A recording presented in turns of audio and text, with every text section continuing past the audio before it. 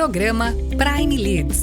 Um oferecimento Fincare. Não é sobre investir, é cuidar.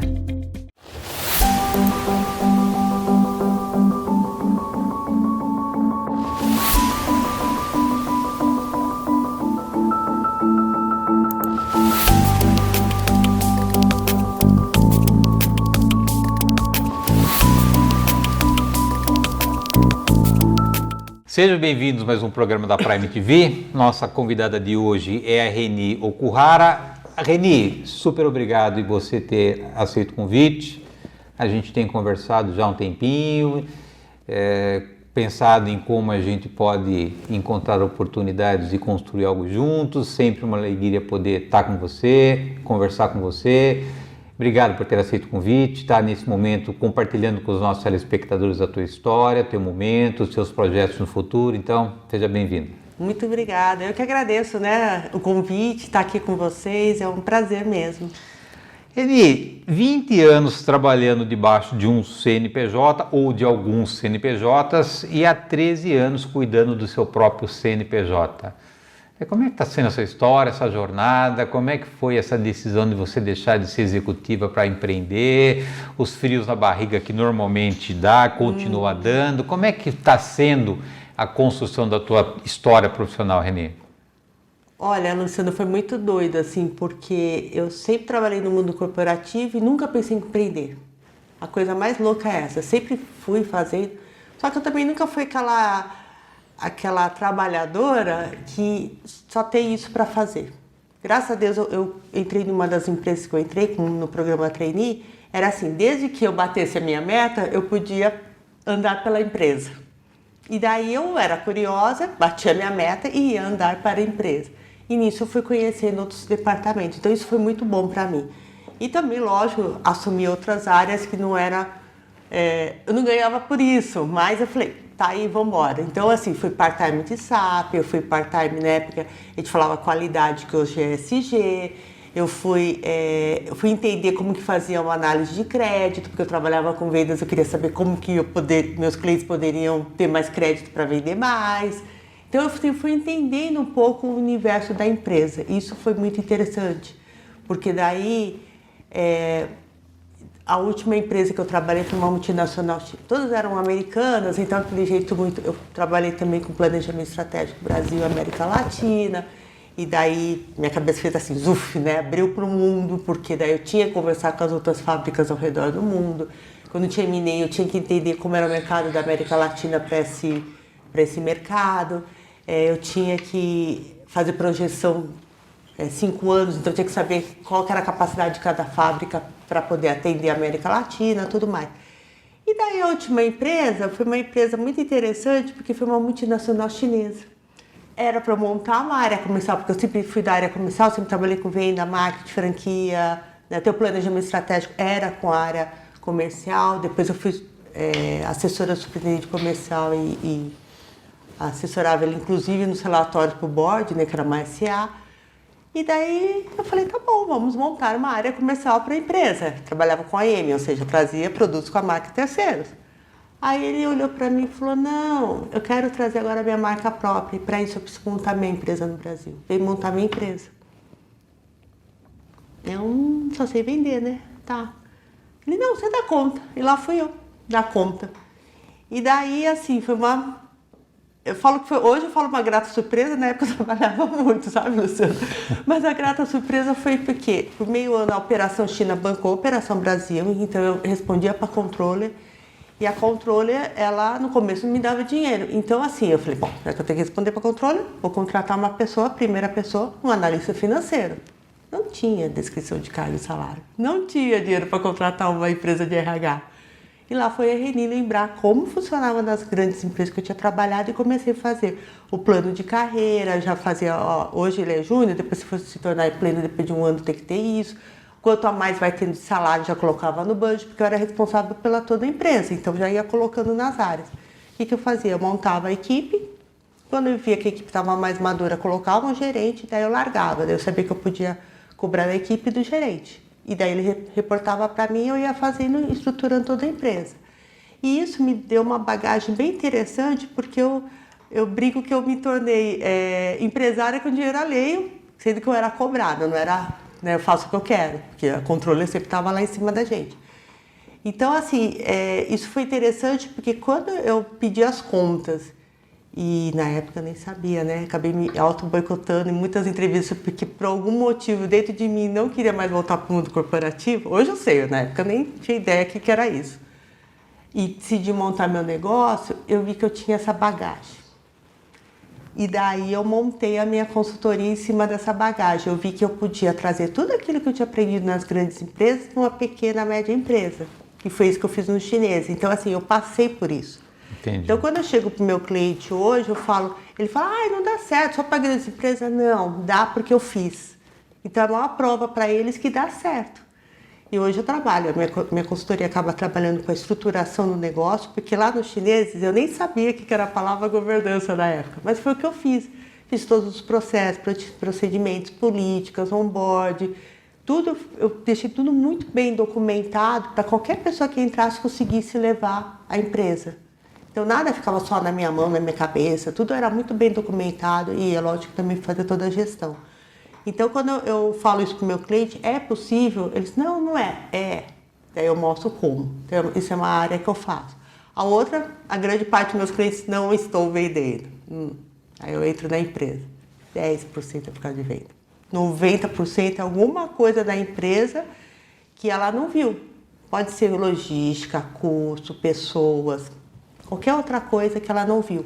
E daí impacta nas vendas. Então o problema não é a venda, é o resto. É algum lugar que está vazando na empresa que a gente precisa consertar. E eu falo, olha, vamos consertar primeiro aqui para depois a gente pensar em vendas? Porque senão de repente eu estou aumentando o teu prejuízo e não o teu lucro. E às vezes eles não conseguem ver, os empresários. A outra coisa que eu faço é a mentoria para esse empresário. Por quê? Eu acho que eu tenho certeza que o empresário conhece muito do negócio dele. Porém, muitos que não tiveram a oportunidade de estar no mundo corporativo, às vezes não tem essa visão tão abrangente quanto a gente teve. Então eu trago essa visão para eles poderem crescer o negócio deles com mais perenidade. E daí isso eu acabo fazendo a mentoria para ele e para a alta gestão dele. Então isso contribui também para que ele tenha mais fortalecimento para a perenidade do negócio dele. Então é assim que tá. Tem desafios? Tem, gente, de monte.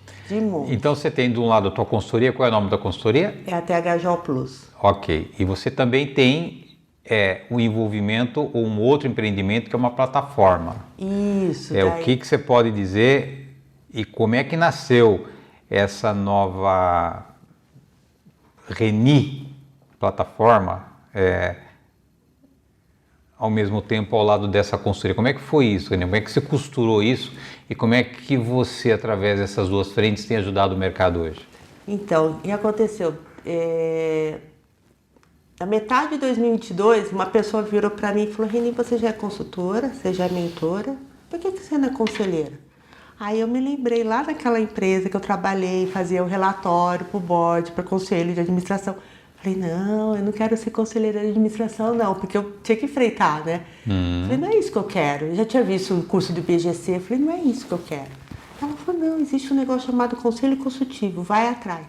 E eu sou curiosa, né? Eu sou aquela pessoa que eu sou experimental. Eu tenho que entender do que é para eu fazer a coisa acontecer, senão eu não consigo fazer. Aí eu peguei e comecei a correr atrás, o que era conselho consultivo, que cursos tinha, o que não tinha. E eu decidi, em 2022 não vou fazer nenhum curso, vou fazer só 2023 e vou conhecer esse mercado. Comecei da área comercial, comecei a chamar pessoas que estavam nesse mercado, até para eu entender que as primeiras pessoas foram um conselheiro de administração, um consultivo e outro de ONGs, do terceiro setor. Aí eu tive certeza que era conselho consultivo. Aí comecei a chamar as pessoas. Que curso você faz, o que você faz, o que você atua, como você chegou lá. Comecei a entender. E daí no finalzinho de 2022, eu fazia tudo online, né? Juntei esse pessoal e falei, vamos fazer um happy hour. Porque também na área comercial você está acostumado a fazer eventos. Então desde o final de 2022, cada 2, 3 meses eu faço esse happy hour para os conselheiros até hoje. Aliás, vai ter o final de julho. E daí, no finalzinho também de 2022, uma pessoa falou para mim, olha, Reni, tem um mestrado de governança corporativa. Eu nunca pensei em mestrado na minha vida. Eu falei, sério? Quem é que dá? Unifesp. Eu falei, pô, federal, né? Então, vamos embora. Daí, no começo de 2023, eu fui ver, acabei entrando, fiz 23, 24. A minha dissertação foi sobre implantação de conselho consultivo em pequenas e médias, desafios e efeitos. E daí eu tive a oportunidade de ler sobre conselho consultivo ao redor do mundo, o que estava tendo, o que não estava, o que estava sendo implantado, o que não estava para fazer a dissertação. E nesse inteirinho também eu fiz o curso de conselho consultivo, entrei em conselhos, entrei em comitês e fui entrando nesse universo. E daí no final, quando eu terminei em 2025, começo de 2025, montei o meu grupo, o Happy Hour já chamava Ecossistema de Conselhos, montei o grupo no LinkedIn Ecossistema de Conselhos e fui convidada para ser a coordenadora do livro Ecossistema de Conselhos, que nós lançamos no final do ano passado, em novembro, com 32 coautores. E daí nesse inteirinho também veio o convite para eu participar da Advice Expert, como sócia. Que é a plataforma. Que é a plataforma, que hoje ela une o conselheiro aos pequenos e médios. Lembra que eu falei que na THJ Plus eu trabalho com os pequenos e médios? Então era uma forma. Eu já tinha o contato dos conselheiros e eu trabalho com os pequenos e médios. Então para mim foi assim, tinha muito sentido nessa plataforma.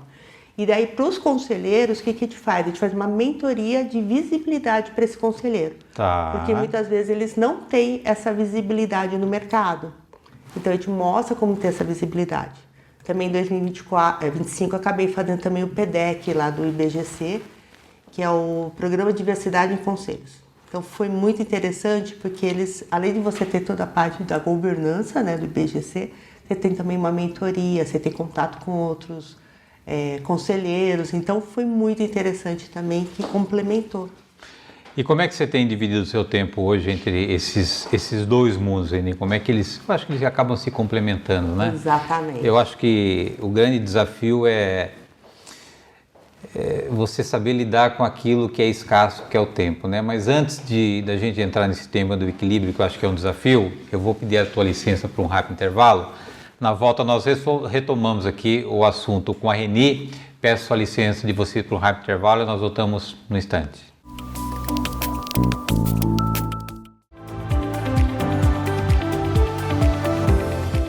Você já teve a sensação de que, com o mesmo dinheiro, hoje compra menos do que comprava há alguns anos? Isso não é apenas uma impressão, é o efeito da inflação. De forma simples, a inflação representa o aumento contínuo dos preços ao longo do tempo. E quando ela sobe, o poder de compra do seu dinheiro diminui. Imagina que hoje você tenha R$100. Se esse dinheiro ficar parado por muito tempo, é provável que no futuro ele já não compre as mesmas coisas que compra hoje. É por isso que pensar apenas em guardar dinheiro nem sempre é suficiente. Em muitos casos, também é preciso buscar investimentos que tenham potencial para acompanhar ou superar a inflação. Assim, você não está apenas preservando um valor na conta, está preservando o poder de compra do seu patrimônio. O ponto principal é: patrimônio não é apenas quanto dinheiro você tem, mas o quanto esse dinheiro continua capaz de comprar no futuro. Continue acompanhando o Minuto Fincar. Toda semana, um novo tema para ajudar você a investir com mais conhecimento e estratégia.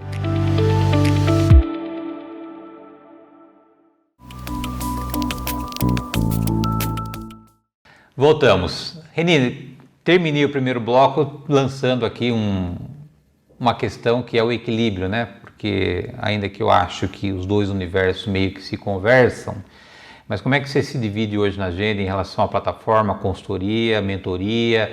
Eu sei que você tem uma agenda absolutamente bem carregada, no bom sentido. Como é que você consegue equilibrar esses pratinhos? Olha, eu sempre fui planejadora, né? Então eu planejo muito bem meu tempo. Eu tenho tempo para fazer network. Na minha semana eu tenho tempo para fazer network. Eu tenho tempo para falar com os meus clientes pequenos e médios. E eu tenho tempo para falar também com os conselheiros. Eu divido muito bem esse tempo, porque se eu não utilizar bem esse tempo, eu não consigo, né? Se a gente ficar louco. Então eu tenho um tempo exatamente para cada ponto e sempre 20% do meu tempo eu deixo livre, porque todos os dias aparece imprevisto.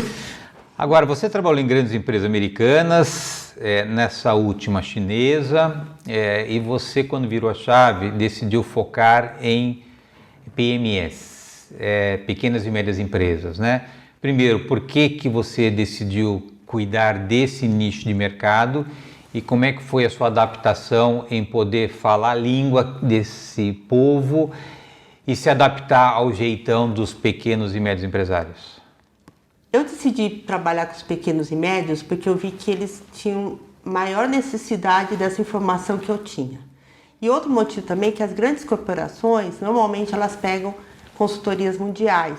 Então eu poderia prestar serviço para essas consultorias mundiais, mas às vezes eu não chego diretamente neles. Assim, minha contribuição ia ser boa? Ia, mas falei, não é o que eu quero realmente estar lá perto, né? E quando eu trabalhei com uma das áreas de venda, eu vendia para PJ, né? Das pequenas e médias. Então eu já tinha esse contato. E daí quando eu vi que eu podia fazer isso nos chineses, eu falei, por que não trabalhar com eles? Desafios teve, gente, a sopa de letrinha. Porque a gente, nas grandes corporações, a gente fala aquela sopa de letrinha para falar cada coisa. Esquece. Pequeno e médio, você tem que traduzir. Simples, né? Simples. Por exemplo, hoje eu não uso nem a palavra governança para eles. Já teve pessoas que me falaram, não quero mais nada do governo. Chegou nesse nível. Então, assim, a gente entende de tudo. Então, eu falo outros modos. Eu uso os 6 pontos da governança, mas de outro modo. Vamos falar mais claro, vamos deixar mais claro o que você quer fazer, vamos ver como que a gente pode ter os seus gastos direitinho. Eu uso outros termos, né? Então, é um jeito diferenciado que a gente tem que aprender também. E, principalmente, entender a cabeça desse pequeno e médio. É muito, muito mais diferente, muito mais desafiador para quem estava em grandes empresas. E aí você faz um trabalho bem interessante de estruturar negócio, né? E quando você vai para esse universo de pequenos e médios, a gente muitas vezes vê uma extensão do bolso, né? Quer dizer, o faturamento meio que paga as contas de casa. Ele não tem um negócio, né? Ele tem um salário que advém de algo que ele criou pela capacidade, pelo jeitão, pela história, enfim. Como é que essa estruturação de negócio contribui para esse universo de pequenas e médias empresas? Ele normalmente a conta pessoa jurídica e pessoa física é a mesma, né? Então a primeira coisa, vamos separar. É mais complicado às vezes no começo, mas eu vejo que assim, hoje em dia ele já sabe que precisa separar e às vezes eles não fizeram. Eles já têm a consciência, mas só não colocaram em prática. Então eu começo a ensiná-los a pôr em prática essa parte. A outra parte também que eu vejo, quando a empresa, dificilmente uma pequena e média tem acordo de sócios. Não importa se é de família ou não. Às vezes são 2, 3 amigos que se uniram, tem que ter. Então eu começo a explicar a importância de uma sucessão. Então eu acho que são conceitos que para eles nunca imaginaram que uma hora pode acontecer. E daí eu uso um pouco da minha experiência de uma das empresas que eu trabalhava com sucessão empresarial. Então eu falo, olha, acontece isso, tal. Então tudo que veio das grandes eu trago para eles, mas de uma maneira mais simplificada, né? Eu acho que é a melhor maneira. E daí eu vou estruturando com eles, muita coisa, principalmente coisa que está na cabeça deles, vamos pôr no papel? Ou está na cabeça de um funcionário que tem 30, 40 anos na empresa. Ele sabe fazer, tá bom, e o dia que ele se aposentar? Quem vai fazer? Quem sabe fazer? O pessoal dele sabe, mas exatamente como ele faz? Não, então vamos pôr no papel que ele já sabe, porque é uma maneira de ter procedimentos, né? E as empresas não veem. E é uma maneira também de ter maior produtividade, né? Agora, a gente tem acompanhado, Reni, nesses últimos anos, um crescimento assim astronômico nessa questão de conselho, né? São várias instituições que formam conselheiros, várias comunidades de conselheiros, e você tem feito um trabalho no sentido de trazer entendimento do que de fato é conselho de administração, conselho consultivo, comitês. Para o nosso telespectador que não está familiarizado com esses conceitos, o que você pode explicar para nós didaticamente esse universo de conselheiros que existe no mercado hoje e a finalidade de cada um que existe? Vamos lá. Conselho de administração normalmente são para as SAs, cooperativas, daí isso é obrigatório para eles. Algumas grandes empresas também têm. Qual que é a diferença do conselho consultivo e do conselho de administração? O de administração, ele te fala que ele manda o que tem que fazer. E o conselheiro, ele tem uma obrigação também do que ele manda em relação à parte financeira. O conselho consultivo, ele aconselha, exatamente, aconselha. Então ele vai falar, olha, você pode fazer isso, se você não fizer desse jeito, pode dar certo assim, assado, se você fizer desse assim, ou assado. E o empresário decide se ele quer atender ou não os aconselhamentos desse conselho. Por ele não ter o poder de mandar, ele também não tem essa responsabilidade financeira sobre o que ele mandou. Lógico, ele tem uma responsabilidade reputacional. Eu sempre falo isso para os conselheiros, não esqueça que você tem uma responsabilidade. Se você não concorda, você tentou 1, 2, 20 vezes e não deu certo, se você não concorda com o que o empresário está fazendo, vale a pena você continuar nesse conselho, porque é a tua reputação que está junto. Então a gente não pode esquecer isso. O outro também tem reputacional? Tem, mas é muito mais a financeira que pesa, mas no conselho consultivo é reputacional. O empresário, ele pode acolher ou não. Qual que é a vantagem de ele ter um conselho? O conselheiro, ele vai ver não só como ele vai pagar a janta de hoje, mas daqui uma semana, daqui um mês, daqui um ano. O impacto que ele faz hoje, qual é o impacto daqui a um tempo? Coisa que o empresário normalmente não vê, ele só faz o impacto de curto prazo. O conselheiro vai ver longo prazo. Então, ele não vai ver só como que ele vai pagar a folha de pagamento dia 5 próximo. Ele vai ver como que ele vai pagar até o final do ano, como ele vai pagar ano que vem, entendeu? Então, é desse jeito que o conselheiro consegue contribuir. Sem contar que, às vezes, ele também traz informações de mercado, ele pode trazer contatos, ele pode trazer uma série de outros fatores que o empresário, às vezes, não tem como ver naquele momento. E falando das mulheres em relação a esse universo de conselho, né? A gente sabe que ainda, infelizmente, é um grande número de homens que ocupam essas posições, né? E você tem feito um trabalho brilhante em relação a criar espaços para que as mulheres possam, de fato, estarem mais presentes em conselhos, né? Como é que está esse universo e o que você tem feito para poder diminuir aí essa distância que existe aí desses dois lados na cadeira de um conselheiro? Olha, se eu pudesse fazer mais, eu faria, mas na verdade é assim, como tem ainda poucas mulheres em cargos de liderança, às vezes fica difícil elas também estarem em cargos de conselho, primeira coisa. Segunda coisa, a parte network da mulher é um pouco mais restrito que do homem. E não porque elas não queiram. Muitas têm o preconceito de algumas coisas em relação a network, mas muitas também, às vezes, não têm o tempo para fazer network. Isso eu recebi muito quando eu decidi fazer meu livro, que eu queria ter 50% de homens e mulheres. Eu tive 35% de mulheres e 65% de homens. Por que elas negavam? Falta de tempo. Porque elas têm a jornada dupla ou tripla. Não que os homens não tenham, mas a grande maioria falava, eu escrevo meu capítulo no domingo de manhã. No domingo de manhã a mulher está lá, ou cuidando do filho da casa, ou, né, do almoço, entendeu? Então, é assim, eu vejo até pelo meu sócio, né? Outro dia ele disse, a gente não pode fazer antes a nossa reunião. Eu falei, não, porque eu tenho hora do almoço e depois ainda arrumo a cozinha. Quando eu estou no home office, eu faço isso, Depois eu vou deixar para a noite, eu estou perdida. E eles não, eles minha mulher faz. Entendeu? Então, você já percebe para ali. Então, a mulher tem mais desafios, tá? Mas não quer dizer que a mulher não possa fazer o trabalho e nem possa fazer. Então, o que eu posso fazer para trazer mulheres para conselho e mostrar para elas que vale a pena o network, hoje eu faço. 30 segundos para encerrar essa nossa conversa. Se você pudesse dar um conselho hoje para quem deseja virar a chave, deixar de ser executivo em 30 segundos e ser empreendedor, o que você diria, Renê? Conversa comigo. Não, brincando. Pode conversar comigo, eu tenho um prazer de conversar e explicar os desafios e as oportunidades, mas principalmente verifique se você realmente quer entrar nesse mundo. Verifique o que é esse mundo primeiro. Não fala, eu vou ser conselheiro porque eu não sei quem é, porque tem curso, porque eu fiz curso, porque... Não, vá atrás de informações. Prazerzaço te receber aqui, obrigado por ter aceito o convite, que você continue tendo sucesso aí, ajudando bastante empresas e também conselheiras. Obrigado, Renê. Eu que agradeço, obrigada.